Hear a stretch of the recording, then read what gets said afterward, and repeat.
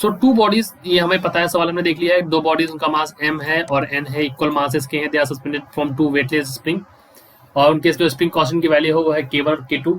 अगर वो vertically oscillate करते हैं, उनकी जो मैक्सिमम वेलोसिटी है, उनका जो रेशियो एम्पलीट्यूड हमें निकालना है, m और n का रेशियो एम्पलीट्यूड निकालना है। और सरल सवाल है जेंटलमैन, आपको पता है मैक्सिमम वेलोसिटी का फॉर्मूला क्या होता है? The formula for maximum velocity, the formula for maximum velocity that is v max is equal to, आपको पता होना चाहिए, अगर ये फॉर्मूला नहीं पता है, ये ओमेगा, क्योंकि अगर मैक्सिमम वेलोसिटी की बात करें, ठीक है, और ओमेगा की वैल्यू जेंटलमैन आपको पता है, ओमेगा की वैल्यू होती है k/m, so square root of k/m, इस फॉर्म में लिखते हैं। तो हमें पता है, हम लिख सकते हैं that a1 square root of k1/m is equal to a2 square root of k2/m, ठीक है। तो जेंटलमैन अगर हमें a1/a2 मतलब एम्पलीट्यूड का रेशियो निकालना है, तो हमारी वैल्यू आ जाएगी k2/k1, क्योंकि m और m हमारा कैंसिल हो जाएगा, तो हमारा ऑप्शन क्या हो जाएगा, ए वाला ऑप्शन हमारा सही हो जाएगा। बढ़ते हैं अपने अगले सवाल पर, ठीक है। जो दिक्कत हुई स्टार्टिंग में वीडियो चलाने में, उसके लिए मैं समझ आता हूँ। सवाल है, general equation of mechanical damped oscillation is this, if one more is added to the right side of the equation it becomes forced oscillation, मतलब तो इसका टर्म पूछा है जेंटलमैन। तो इस चीज को कैसे हम दिखा सकते हैं, देख लीजिए, मैं सॉल्व कर देता हूँ इस चीज को। देखिए जेंटलमैन, पहले तो इक्वेशन क्या दे रखी है हम उसको बताते हैं आपको। इक्वेशन दे रखी है हमको d2y/dt2 plus 2k dy/dt plus omega square y is equal to 0। ये हमें इक्वेशन दे रखी है जेंटलमैन। पूछ रहे हैं फॉर फोर्स्ड हार्मोनिक वेव, क्योंकि इन्होंने कहा है फोर्स्ड हार्मोनिक वेव के लिए इन्होंने हमसे क्या रखा है। तो for forced harmonic wave d2y/dt2 plus 2k dy/dt plus omega square y की वैल्यू हो जाएगी f0 साइन pt। थोड़ा सा अंदर चला गया, मैं इसको इक्वल टू से यहाँ लिख देता हूँ फॉर एवरीवन, तो वो आपको समझ में आएगा। 3 पिन, ओके ना, is equal to f of 0 sine of pt, ठीक है। ये इसके बराबर हो जाएगा। तो ये वैल्यू किसके बराबर हो जाएगी जेंटलमैन हमारी, ये d के बराबर हो जाएगी, ठीक है। ये इसका आंसर हो जाएगा d वाला, समझ गया। अगर कोई और भी चीज ऐड कर दिया तो इसकी वैल्यू किसके बराबर हो जाएगी, f0 ऑफ साइन pt, ठीक है। चलिए आगे बढ़े। देखिए ये डायरेक्ट बेस्ड सवाल है, ये आपको पता होना चाहिए। ये पता है तो आप पूछ सकते हैं मुझे कमेंट सेक्शन में, मैं समझा दूंगा एक अलग से वीडियो में इसमें। A church bell is generally quite heavy as we all know, for the same size and shape large weights results in longer relaxation time, higher q value and you have to say the true statement। हमारे पास statement इस तरह दे रखे हैं कि दोनों सही है, a और b, a ट्रू है, b फॉल्स है, a फॉल्स है, b ट्रू है। जैसे जनरल क्वेश्चन आते हैं हमारे अलग पेपर, इस सब पेपर्स में, जो कि यूपीएससी लेवल या पीपीसीएस लेवल के पेपर्स होते हैं। तो इसका आंसर क्या होगा जेंटलमैन, देखिए जब भी जो आपका गिरजाघर होता है, जब उसमें जो बेल होती है हमारी, जो इसमें बेल्स लगी होती हैं गिरजाघर में, ये जो होती है बेल्स काफ़ी हैवी होती हैं, ये बेल्स होती हैं, ये काफ़ी हैवी होती हैं। इससे क्या होता है, उनका रिलैक्सेशन टाइम, क्या जेंटलमैन, रिलैक्सेशन टाइम, मतलब मैं बात कर रहा हूँ विश्रांत काल की, ठीक है, रिलैक्सेशन टाइम, और उनका क्या बढ़ जाता है, क्यू का मान, मतलब क्यू वैल्यू। ये दोनों चीज़ें जेंटलमैन बढ़ जाती है। अगर इसका मास ज़्यादा होगा तो हैवी होगी, साइज में बड़ी होगी, वेट ज़्यादा होगा, मतलब यहाँ पर अगर यहाँ पे वेट ज़्यादा होगा तो यहाँ पे दोनों कंडीशन होती है कि जो इसके रिलैक्सेशन टाइम भी बढ़ेगा। तो ए और बी जेंटलमैन ये दोनों ही सही है, ठीक है। तो ये दोनों कथन सत्य है, ठीक है। तो हमारा ऑप्शन हो गया। आगे बढ़ते हैं। अब क्यू वैल्यू रिलैक्सेशन टाइम मैं आपको पहले भी बता चुका हूँ कुछ वीडियोज में, तो आप वहां से देख सकते हैं या मैं फिर बता सकता हूँ। देखिए रिलैक्सेशन टाइम मतलब होता है कि अगर किसी भी उसकी वैल्यू बढ़ जाएगी तो उसका रिलैक्सेशन टाइम भी बढ़ जाएगा, क्योंकि मास बढ़ रहा है यहाँ पर, ठीक है। और क्यू वैल्यू भी उसकी बढ़ जाएगी, आपको ये पता होना चाहिए, नहीं है तो पूछ सकते हैं। आगे देखते हैं। An open organ pipe of length, सवाल में दे रखा है an open organ pipe of length 33 centimetre vibrates in a resonance with the frequency of 1000 hertz, the velocity of sound this the frequency is. ये सवाल काफी अच्छा दे रखा है, ये आपको पता है। तो यहाँ पर आपसे पूछा गया है फंडामेंटल फ्रीक्वेंसी ऑफ पाइप, ये सब चीजें पूछ रखी है। तो जेंटलमैन हमें क्या पता है, पहली बात लेंथ कितनी दे रखी है, 33 सेंटीमीटर। क्या इसको मीटर बदल लेते हैं, बिल्कुल बदल लेते हैं, ये हमारे मीटर में हो गई। दूसरा क्या दे रखा है, फ्रीक्वेंसी कितनी है, 1000 हर्ट्ज, बिल्कुल। वेलोसिटी ऑफ साउंड कितनी दे रखी है जेंटलमैन? वेलोसिटी ऑफ साउंड दे रखी है 300 metre per second, 300 metre per second, ठीक है। अब हमें क्या करना है यहाँ पे डैश निकालना, तो हम लिख सकते हैं v बाई एल। तो ये हमारा हो जाएगा 300, और लेंथ कितनी है 33,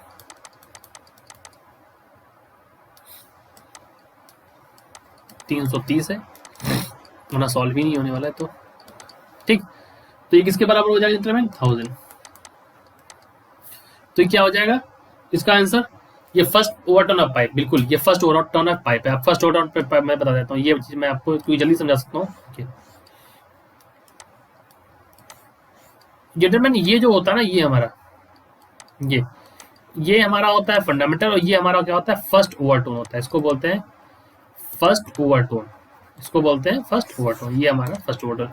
इसी की फ्रिक्वेंसी पूछी है, हम इस तरह से निकाल लेंगे। आगे बढ़ते हैं। Three successive resonant frequencies for an organ pipe लिखा है। An organ pipe are found this and this. Pipe क्या है?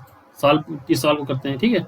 तो इस तरह दे रखा है, तो हमें इनकी फ्रिक्वेंसीज का रेशियो निकाल लेते हैं, ठीक है।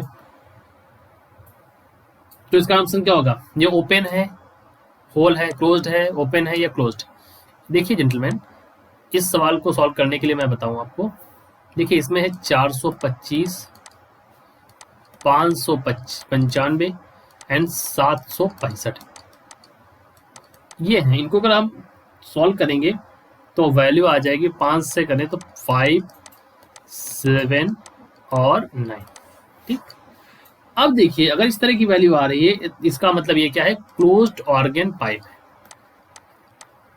क्या है?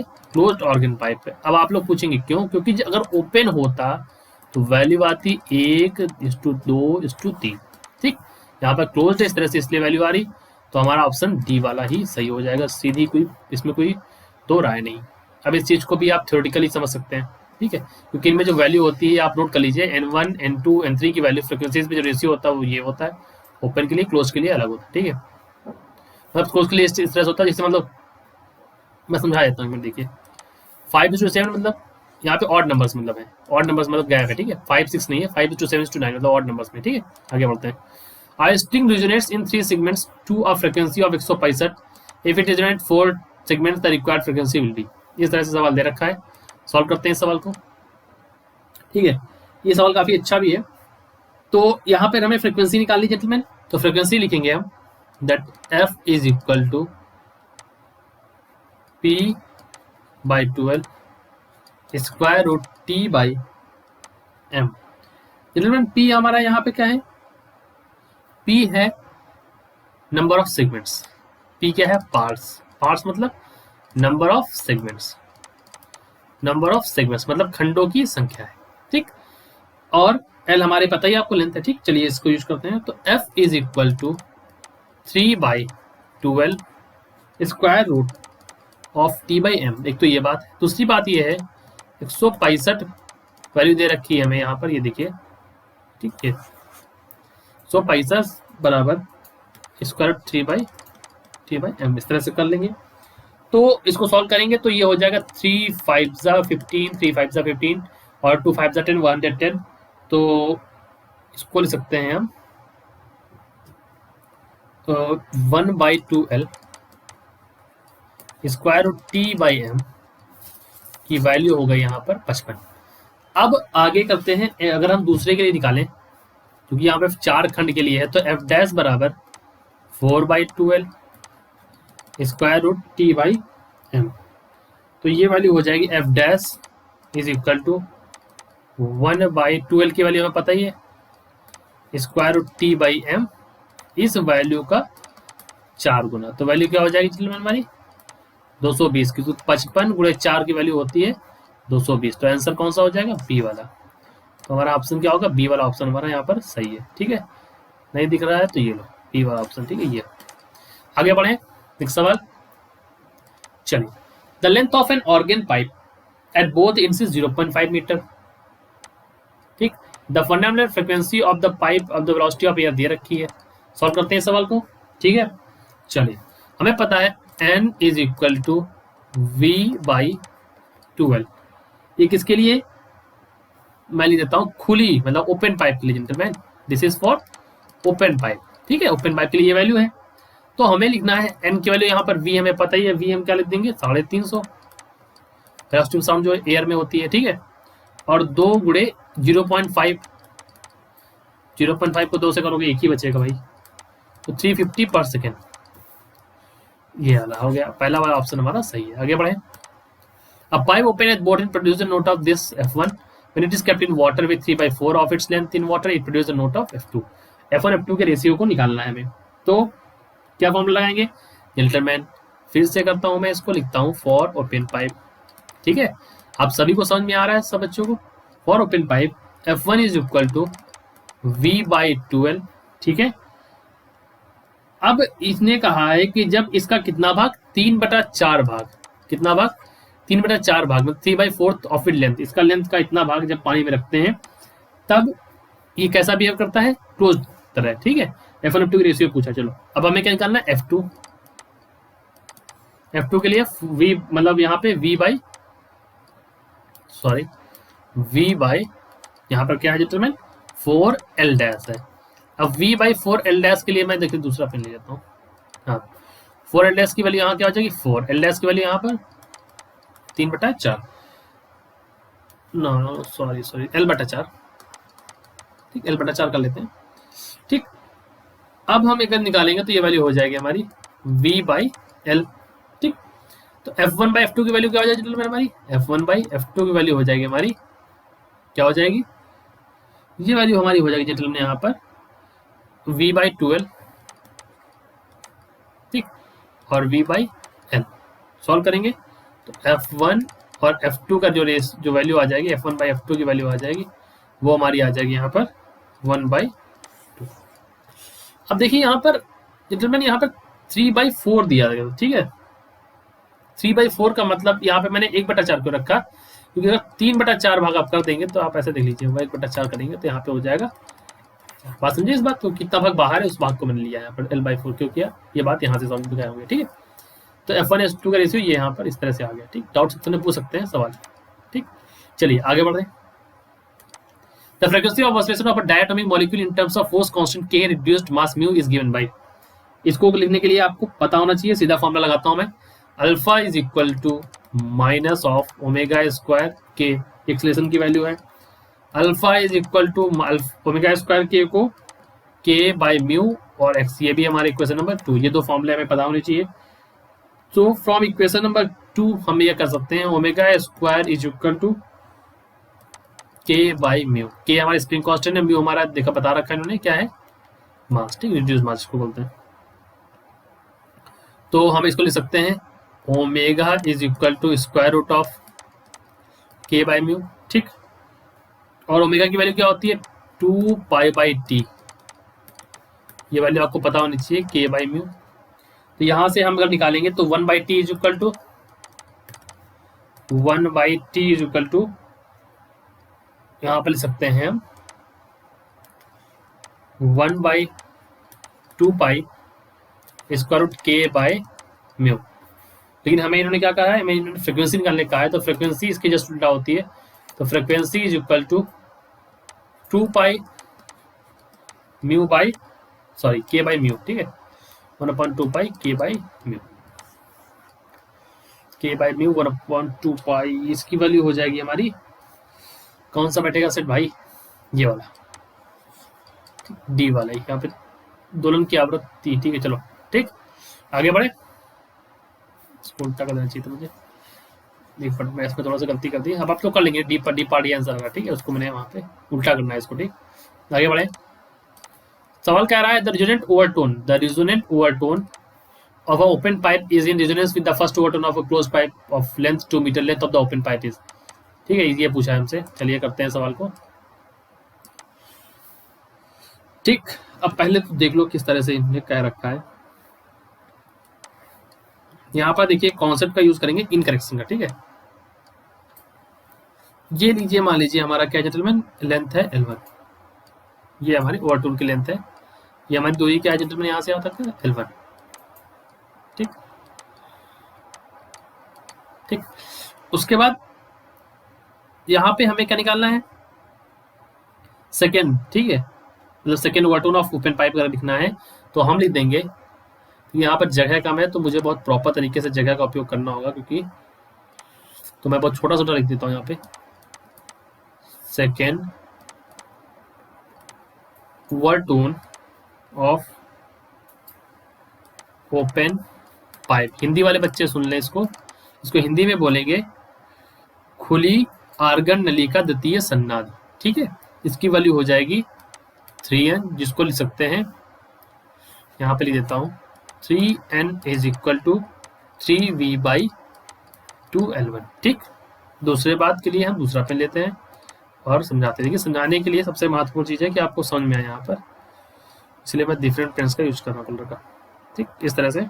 अब ये जेंटलमैन इस तरह से क्लोज्ड है, ठीक है, आपको दिखाई दे रहा है क्लोज पाइप, ये क्लोज है, ठीक है। यहाँ पर ये हमारा एन मतलब नोड, ठीक, और ये क्या है यहाँ पर एंटी नोड ए का मतलब। यहाँ पर फिर करते हैं L2, ठीक, इसको रखते हैं λ/4 is equal to L2, so n is equal to v/4 L2, इनको लिख सकते हैं v/4 L2, ठीक है। चलिए, तो अब हम क्या करते हैं, तो हम क्लोज्ड पाइप के लिए क्या लिख सकते हैं, for closed pipe second overtone मतलब फर्स्ट ओवरटोन लिख देता हूँ यहाँ पे, first overtone, gentleman first overtone ही बोला इसलिए मैंने फर्स्ट ओवरटोन बोला, ठीक है। यहाँ पर आप कंफ्यूज ना हो, क्या आपको ये देखिए फर्स्ट ओवरटोन अपने मन से नहीं लिख रहा हूँ, जो पूछा है वही लिख रहा हूँ, first overtone of closed pipe. इसकी वैल्यू हो जाएगी जेंटलमैन हमारी 3v/4 L2, यहाँ पर 2L1 था, यहाँ पर 4L2, ठीक है।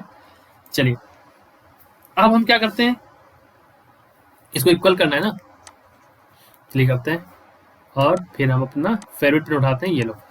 सो 3v/2L1 is equal to 3v/4 L2, क्योंकि हमें तो लंबाई निकालनी है भाई, तो L1 की वैल्यू 2L2, 2 पता ही है, 2 मीटर है ना भाई लंबाई, तो 4 मीटर हो गया, ठीक। ये हमारा ऑप्शन है नंबर ए, ठीक। नेक्स्ट सवाल, the fundamental frequency of closed organ pipe, the fundamental frequency of closed organ pipe. इस तरह का सवाल फिर से आ गया है, फर्स्ट ओवरटोन बता रखा है, लेंथ जो है क्लोज पाइप की ये दे रखी है, तो लेंथ ऑफ ओपन पाइप हमसे पूछिए, कर लेंगे, नहीं तो फिर मैं डायग्राम बनाता हूँ, ये देखिए यहाँ पर अच्छे तरीके से, पिछली बार की तरह वैसे डायग्राम बनेगा, लेकिन फिर भी मैं बना देता हूँ, सॉरी कुछ मिलेगा यहाँ पर नहीं, ठीक। चलिए मैं अपने हाथ से इसको बनाता हूँ इस तरह से। ये हमारा क्या होता है क्लोज पाइप के लिए, डायग्राम के लिए माफ कीजिएगा थोड़ा टेढ़ा बन रहा है, तो यहाँ पर क्या हो जाएगा λ/4 इज इक्वल टू L, तो लेमडा की वैल्यू हो जाएगी 4L। लेमडा जानते हैं बेटा क्या होता है, ये वेवलेंथ होती है, इसकी जो आधी की जो वैल्यू होती है λ/4, ठीक है। ये जो लंबाई है ना यहाँ से यहाँ तक की, इसकी वैल्यू λ/4, इसको L लिखते हैं, ठीक है। तो n की वैल्यू क्या हो जाएगी हमारी, n हो जाएगी जेंटलमैन हमारी v/4, ठीक। अब ओपन के लिए हम नया पेन लेते हैं, ग्रीन पेन कर लेता हूँ, ठीक है। चलिए ओपन के लिए करता हूँ, तो ओपन के डायग्राम बनाया तो यहाँ पर इस तरह से, ओपन के लिए फिर इस तरह से, ये हमारा एंटी नोड, ये हमारा नोड, एंटी नोड यहाँ पर बीच में नोड होगा, ठीक। चलिए इसके लिए λ/2 की वैल्यू क्या हो जाएगी L डैश, λ/2 की वैल्यू क्या हो जाएगी L डैश के बराबर, तो यहाँ पर λ की वैल्यू क्या हो जाएगी 2L डैश, ठीक। तो n की वैल्यू जेंटलमैन हो जाएगी यहाँ पर, ये फर्स्ट ओवरटोन के लिए लिख रखा हूँ बच्चा, तो 2n की वैल्यू हो जाएगी v/L डैश, ठीक। तो कहा क्या इन्होंने कहा है v/4L is equal to v/L dash, ठीक।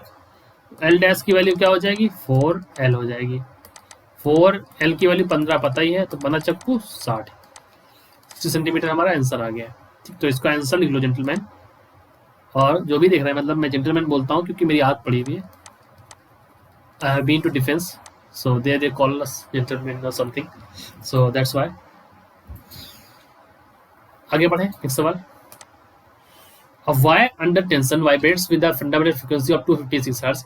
What would be the fundamental frequency of the wire if the wire were half long, twice as thick and under 1/4 the tension, ठीक है। इस तरह का सवाल है, करते हैं इसको। सवाल मैंने पढ़ लिया बिना मार्कर उसका यूज किए, समझ में आ गया होगा आपको। तो एवरीवन फ्रीक्वेंसी की फॉर्मूला हम लिखते हैं यहाँ पर 1/2L square root T by M. Frequency दे रखी है, फंडामेंटल फ्रीक्वेंसी पूछ रहा अगर वायर जो हो हाफ लॉन्ग हो और ट्वाइस थिक हो, ठीक है।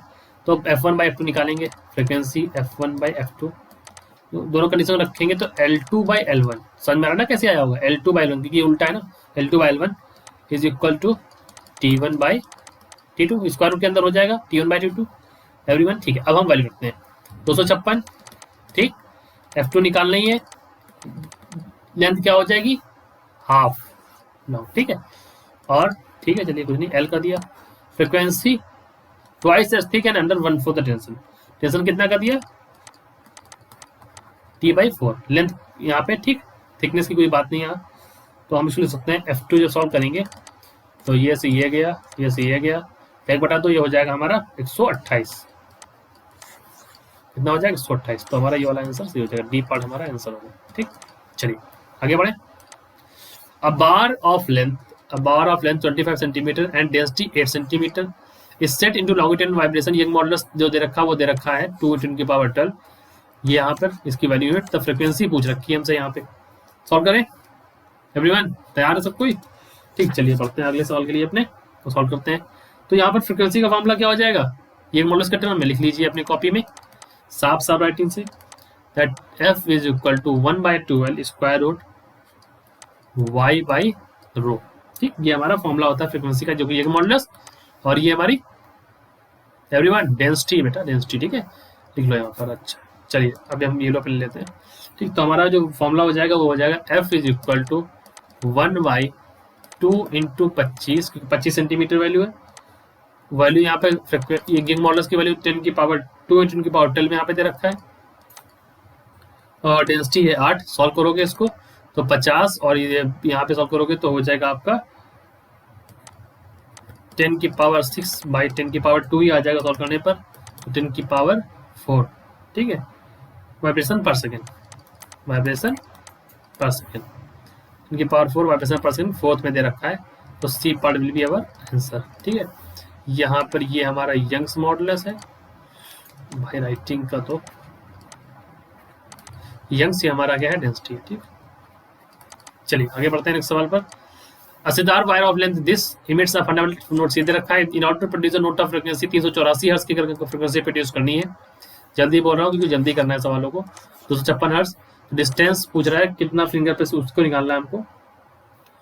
सितार वायर जो उसकी लंबाई है 0.9 मीटर, एक फंडामेंटल फ्रीक्वेंसी इतनी देता है, अगर हमें इतनी प्रोड्यूस करनी है फ्रीक्वेंसी तो distance from the top where the finger should be pressed, बात समझे बेटा, फिंगर को कहाँ पे प्रेस करें ताकि ये हमारी आ जाए, ठीक। चलिए हमें पता है जेंटलमैन कि एंड हमें पता है सबके लिए है, मतलब भाई ऑलवेज से जेंटलमैन जेंटलमैन,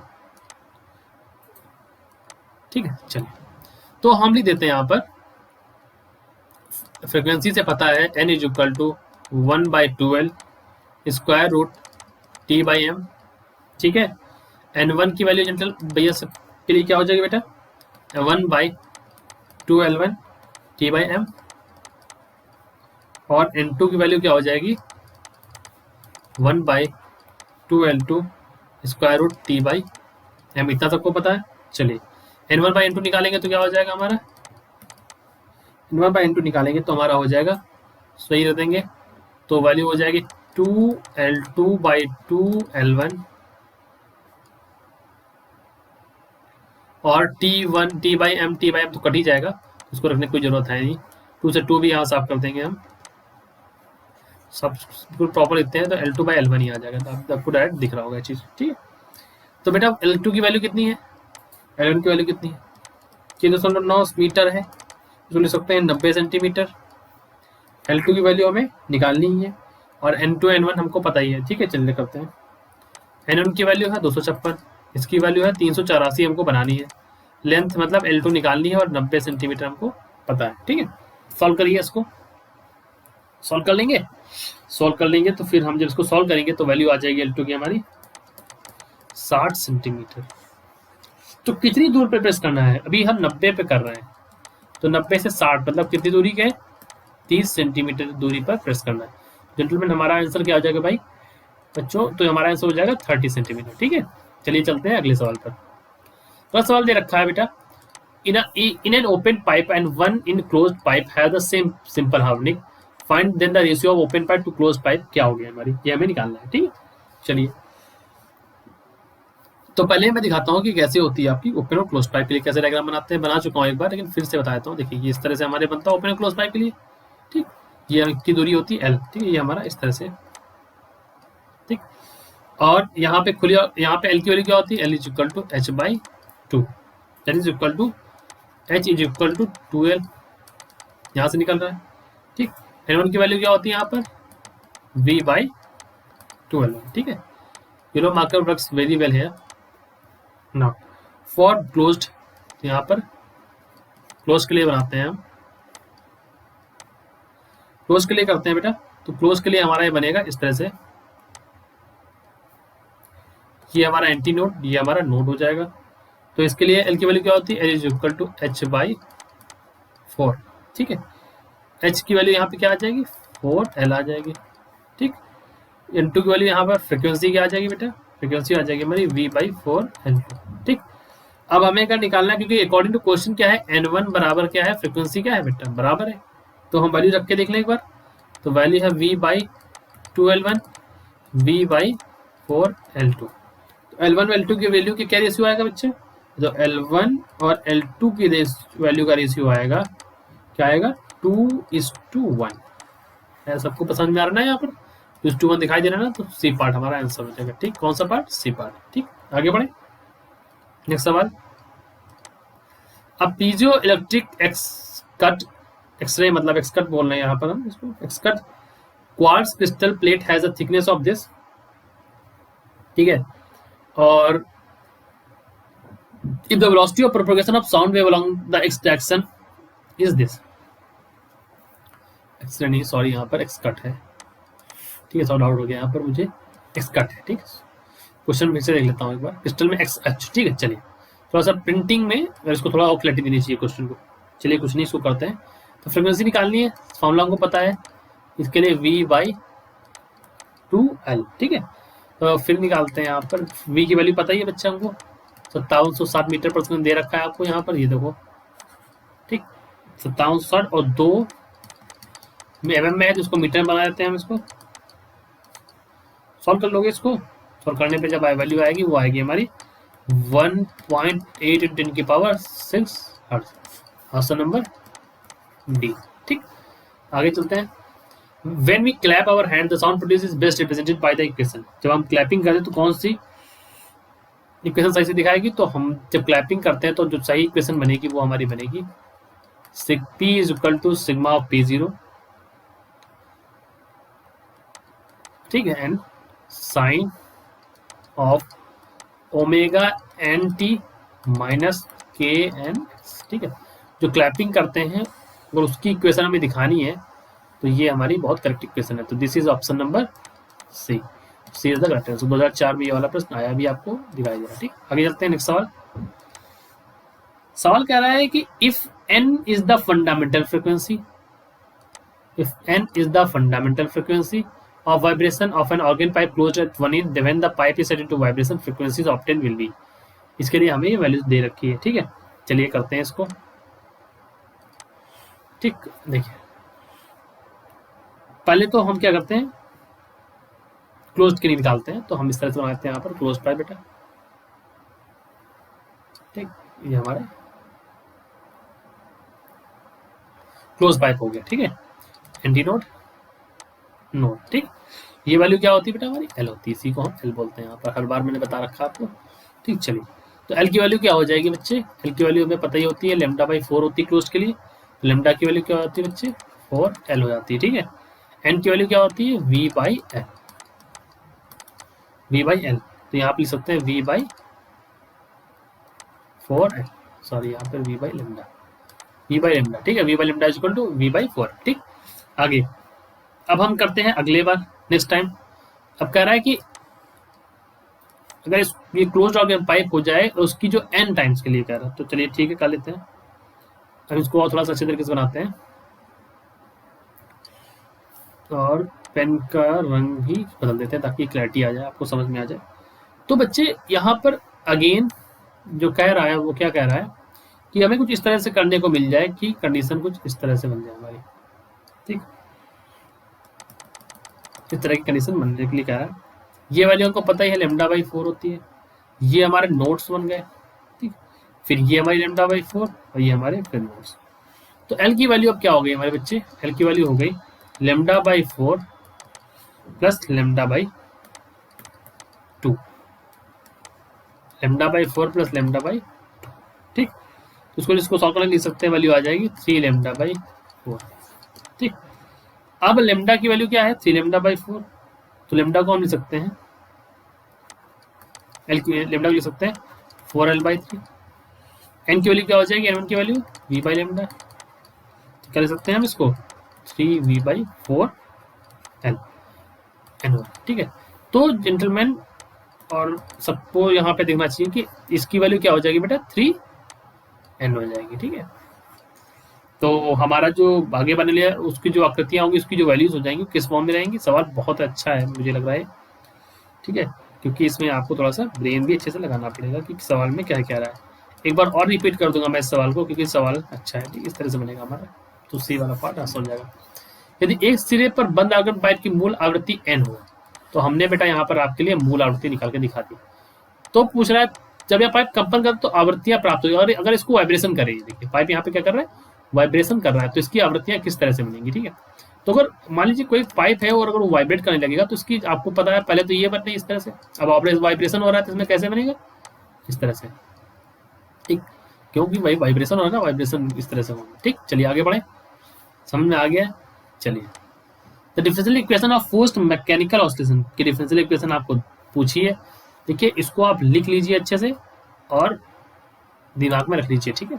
यही कहूंगा मैं आपसे, m d2x/dt2, ये dt लिखा है, ठीक है, dt2 plus r of dx/dt plus k x is equal to f0 cos of omega t, f0 cos ओमेगा t, ठीक।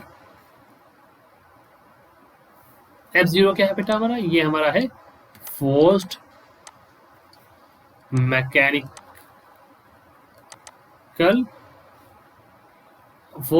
ऑसिलेशन की वैल्यू, ठीक है, क्योंकि फोर्स्ड शब्द का प्रयोग किया गया है, ठीक है।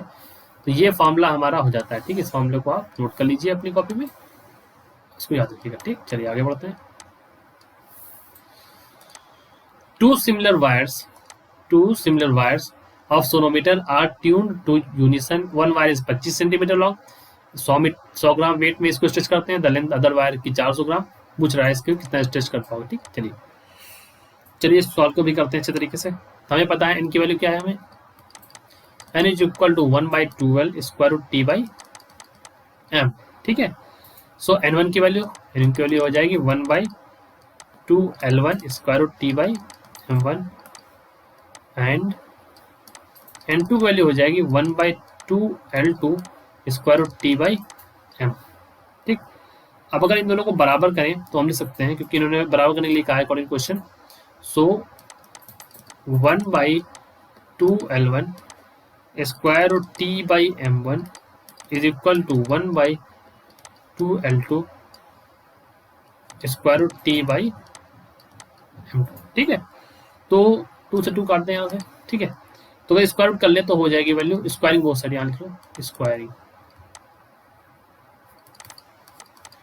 तो हो जाएगी वैल्यू 1/l1 स्क्वायर ब्रैकेट में हो जाएगा t/m1 बराबर 1/l2 स्क्वायर ब्रैकेट में हो जाएगा t/m2, ठीक है। इस तरह कर सकते हैं। तो l2 स्क्वायर की वैल्यू बेटा क्या आएगी यहाँ से बताइए जरा आप हमें, तो l2 स्क्वायर की वैल्यू हो जाएगी l1 स्क्वायर, t से t कट जाएगा, वही काट दिया होता हमने, लेकिन यहाँ पे मैंने कोई नहीं, चलिए यहाँ तक ले आया, m1/m2। बेटे स्मॉल m की वैल्यू हो जाती है कैपिटल m/n, ये हमारा क्या है, ये लंबाई है, एक अंग लंबाई की द्रव्यमान है हमारा, ठीक है, ठीक। ये जो वैल्यू है हमारी, ठीक, इस वैल्यू की मैं बात कर रहा हूँ, ठीक। चलिए अब हमें निकालना है, इसी L2 से यूज करता हूँ, तो मैं इसको सॉल्व करता हूँ, ये पेन सही रहेगा। सो L2 is equal to L1 की वैल्यू पता ही है 25 स्क्वायर, और इसकी वैल्यू पता है 100/25। M2 की वैल्यू 400/L1 L2, ठीक है, ये वैल्यू हो जाएगी हमारी। ठीक, ये यहाँ से निकाला बेटा है मैंने। M की वैल्यू, जो M की वैल्यू होती है M1 की वैल्यू, वो उसको बोलते हैं M/L, मास पर यूनिट लेंथ बोल रहा हूँ मैं अंग्रेजी वाले बच्चों के लिए, मास पर यूनिट लेंथ है हमारा। ठीक है, जो M आता है हमारा स्मॉल m, ये आपने पढ़ रखा होगा, इसको बोलते हैं मास पर यूनिट। ठीक है, इसको सॉल्व करेंगे तो आपकी जो वैल्यू आ जाएगी बेटा L2 की, अब मैं स्क्वायर रूट भी यहाँ लगेगा, L2 की वैल्यू आ जाएगी बेटा हमारी 6.25 सेंटीमीटर। ठीक है, तो हमारा ए वाला ऑप्शन से हो जाएगा, तो ऑप्शन नंबर ए इज हमारा करेक्ट आंसर। आगे बढ़ते हैं, नेक्स्ट सवाल। The speed of sound in air is 320 metre per second. A pipe closed at one end has a length of 1 meter. Relating and correction of fundamental frequency of resonance for the air. ठीक है, frequency पूछिए हमसे। ठीक है, चलिए आगे बढ़ते हैं, सॉल्व करते हैं सवाल को। तो क्लोज्ड के लिए कैसे बनाएंगे डायग्राम, इस तरह से। ठीक, चलिए, ये हमारा बेटा एनडी नोड और ये हमारा नोड, वैल्यू क्या है यहाँ से यहाँ तक की L। ठीक, सॉल्व करते हैं आगे। तो हमें पता है L की वैल्यू क्या हो जाएगी, λ/4। लेमडा की वैल्यू क्या हो जाएगी 4L। N की वैल्यू क्या होती है V/λ। तो इसको लिख सकते हैं N is equal to V/4L। ठीक, पता ही है सारी वैल्यूज, अब उठा कर दो सीधा, 4 इंटू L की वैल्यू 1, तो 80 हर्ट्ज आ जाएगा हमारा आंसर, फ्रिक्वेंसी। ठीक है, 80 हर्ट्ज हमारा, 80 पार्ट हमारा आंसर। ठीक, आगे बढ़ते हैं, और स्पीड में करते हैं। A stretched string of length L, tension T, linear density rho is pulled in the middle. Let N, चलिए ठीक है, मैं तरह सा लेजर पॉइंट लेके चलता हूँ ताकि समझ में आए, ये इसकी बात कर रहा हूँ। The resultant vibration will be, तय डोरी के बारे में ये दे रखा है, उसको बीच में खींच कर छोड़ दिया जाता है। फ्रीक्वेंसी की वैल्यू हमारी दे रखी है, तो जेंटलमैन कौन सा ऑप्शन सही होगा बेटा। ठीक है, चलिए करते हैं सवाल को, कैसे करेंगे देखिए। पहले तो स्ट्रिंग लेते हैं, इस तरह से स्ट्रिंग हो जाएगी हमारी। इसको जब ये स्ट्रिंग होती है ना इस तरह से, फिजिक्स की टर्म इसी तरह से होती है। ठीक है, आर्ट नहीं है।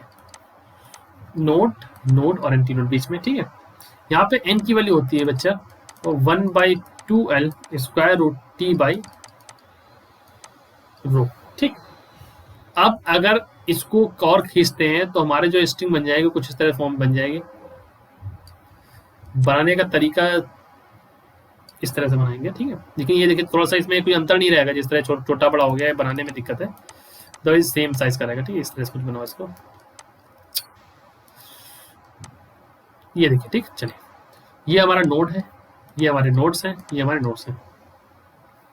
ये वैल्यूज है λ/2 यहाँ से यहाँ तक की, ये वैल्यू यहाँ से यहाँ तक की भी हमारी λ/2। ठीक, अब यहाँ पे L की वैल्यू हो जाएगी हमारी L is equal to λ/2 plus λ/2 is equal to lambda. तो n डैश की वैल्यू क्या हो जाएगी हमारी, n डैश की वैल्यू हो जाएगी 1/L स्क्वायर रूट T/ρ। तो n डैश की वैल्यू हो जाती है बेटा हमारी 2n के बराबर। तो जो आवृत्तियां होंगी वो किस फॉर्म में चलेंगी, n, 2n, 3n, 4n, जो कि हमारा क्या हो जाएगा बी पार्ट। तो ऑप्शन हमारा क्या हो जाएगा भाई, B part will be our correct answer. तो आंसर जो यहाँ पे लिखेगा वो हमारा क्या रहेगा, बी पार्ट। आगे बढ़ते हैं, the equation of motion of body. ठीक, ये पूछ रखा है, attach to one end of spring of force constant k. एक बॉडी है वो अटैच है, तो ये दे रखा है, तो हमें पूछा टाइम पीरियड पूछ रखा है। ठीक है, तो चलिए करते हैं इसको। ठीक है, तो हमें इक्वेशन दे रखी है m d2x/dt2 प्लस kx बराबर 0। सॉल्व करेंगे, d2x/dt2 is equal to minus k/m into x। ठीक, तो इसको लिख सकते हैं ओमेगा, तो d2x/dt2 is equal to minus of omega square x। ठीक, ओमेगा स्क्वायर की वैल्यू क्या है k/m, तो ओमेगा की वैल्यू क्या हो जाएगी, ओमेगा की वैल्यू हो जाएगी यहाँ से स्क्वायर रूट k/m। ये वैल्यू सबको पता भी होगी वैसे। ओमेगा की वैल्यू क्या होती है 2π/t। इस तरह का सवाल भी करा चुका हूँ वैसे पीछे। तो के बाई एम, टी की वैल्यू क्या हो जाएगी 2 pi square root m by k. यही हमारा फॉर्मूला डिराइव होता है, यही फॉर्मूला हम तेरे से यूज करते आ रहे हैं, तो यही हमने ड्राइव कर दिया आपके लिए। ठीक, इसका ऑप्शन टिक कर लो भैया, ये लो। ठीक, बी वाला ऑप्शन है। आगे बढ़े, चलिए। A rod of length L is clamped at both ends as well as the middle point, the lowest possible frequency of vibration। ये पूछिए हमसे, क्या करेंगे इसमें? चलिए इसको बेटा ऐसे करेंगे, बस थोड़ा सा और समय दीजिए, भी फिर आपकी वीडियो यहाँ पे ओवर करता हूँ मैं, मुझे भी इस समय हो रहा है, आपको लग रहा है। ठीक, चलिए ये हमारी एंटी नोट्स, ये हमारी नोट्स, ये हमारी नोट्स, और ये भी हमारी नोट होती हैं, ये सबको पता है। लेमडा बाई 2 यहाँ तक का लेमडा बाई 2 ये। ठीक, तो एल की वैल्यू क्या हो जाती है? एल की वैल्यू होती है lambda by 2 lambda by 2, that is equal to lambda. So frequency क्या होती है? एन बराबर वी बाई लेमडा, तो वी बाई एल। ऑप्शन कौन सा हो जाएगा? ए वाला। ए में क्या रखा है? वी बाई एल दे रखा है। ठीक है, चलिए आगे बढ़े। अगला सवाल कह रहा था fundamental frequency of a pipe open at both in is this, closed होता तो क्या होता फ्रीक्वेंसी? बताओ, बता लेंगे? चलिए बता देता हूँ, मैं ही बता देता हूँ, आप क्या बताएंगे? आप तो मेरे सवाल करने के बाद बताएंगे। देखिए बेटा, इस तरह से कर लेता हूँ मैं, ये हमारी एल की वैल्यू है यहाँ से यहाँ तक की। ठीक, एल की वैल्यू क्या हो जाती है? लेमडा बाई 2 होती है, तो याद होनी चाहिए ये वैल्यू। एल लेमडा की वैल्यू 2L हो जाती है, 2L। एन की वैल्यू क्या होती है? वी बाई लेमडा होती है, तो वी बाई 2L होती है। तो इसके लिए हो गया। अब ओपन के लिए देख ले, कुछ इस तरह से बनती है बेटा ओपन के लिए। ये वाली होती है हमारी एल। ठीक है, एल की वैल्यू क्या होती है बेटा? एल की वैल्यू होती है लेमडा बाई 4, तो एन डैश की वैल्यू होती है वी बाई, अरे भाई लेमडा की वैल्यू 4L यहाँ पे। ठीक, यहाँ से उठा के रखी हमने, वी बाई 4L। ठीक है, तो इसको क्या लिख सकते हैं बेटा? हम इसको लिख सकते हैं n dash is equal to 1/2 into v by 2L। ये किसकी वैल्यू बेटा? एन की वैल्यू है। तो इस एन की वैल्यू जो जिसकी वैल्यू हमें पता ही है, 1/2 गुणे 512 करते हैं तो 256 आंसर आता है। जो वैल्यू थी ना, ये मूल आवृत्ति, ये जो थी बेटा मूल आवृत्ति, फंडामेंटल फ्रीक्वेंसी, ये तो लाल से कर देता हूँ, ये हमारी फंडामेंटल फ्रीक्वेंसी थी। ठीक है, चलिए 512, तो कौन सा है? ये सी वाला ऑप्शन हमारा सही है। आगे बढ़े, तो सवाल, tension needed to produce stationary waves in 4 loops in a string 1 metre long, 1 meter long and 0.5 meter gram in weight thanks to the tuning fork of frequency 200 Hz and the prongs of the fork are vibrating perpendicular to the string will be। Hindi medium वालों के लिए, tension needed to produce stationary waves in 4 loop string, 4 loop string में। ठीक है, 1 metre लंबी है, इतना वजन है, ट्यूनिंग फॉर्क में फिक्स कर दी गई, जिसकी फ्रिक्वेंसी ये है, मतलब इसके उसके मतलब परपेंडिकुलर वाइब्रेट कर रहे हैं, प्रॉन्ग्स ये होते हैं, फॉर्क ट्यूनिंग फॉर्क होता है बेटा हमारा इस तरह से। ठीक है, इस फॉर्म में। ठीक, चलिए, तो एन की वैल्यू होती है बच्चे p by 2L square root of T by m. लिख सकते हैं n is equal to p की वैल्यू बेटा 4, 2L की वैल्यू 1, मास दे रखा 0.5 ग्राम, इसको हमने क्या कर दिया? किलोग्राम बना लिया इस तरह से। तो 200 बराबर 2, काटेंगे यहाँ से 2 ही आ जाएगा, 2 square root of T by 0.5 to the power minus 3। Solve करेंगे इसको तो हो जाएगा हमारा, टी की वैल्यू आ जाएगी 5 न्यूटन। ठीक, टी की वैल्यू आ जाएगी 5 न्यूटन, ये हमारा आंसर हो जाएगा, जो कि हमारा बी पार्ट होगा। आगे बढ़े, एन ऑर्गन पाइप, खुली ऑर्गन पाइप के लिए बात कर रहा है, इसको सॉल्व को पढ़ना ही बेकार है, क्योंकि हमें फ्रिक्वेंसी दे रखी, स्पीड दे रखी, एल की वैल्यू पूछी होगी, वी बाई 2L। खुली ऑर्गन पाइप के लिए, क्लोज ऑर्गन पाइप के लिए वी बाई एल। 230 बराबर 330 बाई 2L, एल की वैल्यू 0.75 मीटर आ जाएगी, तो ये वाला ऑप्शन सही है। आगे चलते हैं, a sonometer vibrates with the frequency and if it replaced by another wire 3 times diameter। ठीक है, तो दूसरा वायर लगाया गया, उसकी डायमीटर बढ़ा दी उन्होंने 3 मीटर, 3 टाइम्स कर दी। टेंशन अदर पेन रिमेन सेम, फ्रीक्वेंसी पूछी बेटा हमसे, एन की वैल्यू क्या होती है बेटा, n is equal to 1/12 square root T by m. N की वैल्यू क्या हो जाएगी 1/12 square root T by m को लिख सकते हैं pi r square d. Mass बराबर डेंसिटी इंटू वॉल्यूम वाला फॉर्म लगाया, ठीक है। Density equal to mass by volume होता है, उसी फॉर्मूले से मास लिखा था, ठीक। चलिए आगे बढ़े। हाँ तो एन इज इक्वल टू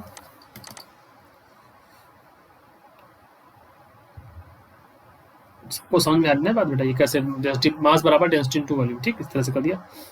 तो एक रुक जाइए, मैं येलो पेन ले लेता हूँ क्लैरिटी आने के लिए। ये देखिए, सो बेटा हम यहाँ पर n1 और n2 का रेशियो निकालेंगे, तो रेशियो रेडियस के टर्म्स में आ जाएगी r2 square by r1 square. उसको लिख सकते हैं r2 बाई r1, लिख सकते हैं, लिख सकते हैं। तो एक की वैल्यू 3 गुना कर दी 3r2 बाई r1, तो n1 बाई n2 की वैल्यू कितनी आ गई, 3 आ गई। तो n2 की वैल्यू क्या हो गई, n बाई 3 हो गई। तो बेटा हमारा सी वाला ऑप्शन सही है। अगला सवाल। सो अब इस सवाल में मैं आपको बताऊंगा एक चीज कि आप इस वीडियो को like, comment and share please करें, ठीक है बेटा। अगर आप ये करेंगे तो हमारी क्या हो जाएगी, थोड़ी सी हेल्प हो जाएगी। उससे क्या होगा, हम इस जो आपका जो चैनल है इसको हम आगे ले जाएंगे, और फिजिक्स के रिस्पेक्ट में जितने भी कॉन्सेप्ट्स होंगे आपके, ये चाहे आप यूपी पीसीएस दे, यूपी पीजीटी दे, टीजीटी दे, जितने भी एग्जाम हो, जितने भी 12+ के एग्जाम, जितने भी अच्छे एग्जाम होते हैं बीएससी लेवल तक के, वो सारे एग्जाम्स को हम कवर करेंगे। इस वजह से हम आपसे रिक्वेस्ट करेंगे चैनल को आप जरूर शेयर करें। ऐसा मैं अपने हर एक वीडियो में नहीं कहता हूँ ताकि आपका टाइम ना वेस्ट हो, लेकिन प्लीज इस पर जरूर करें। Thank you for watching, do like, comment, share and subscribe. जय हिंद, जय भारत।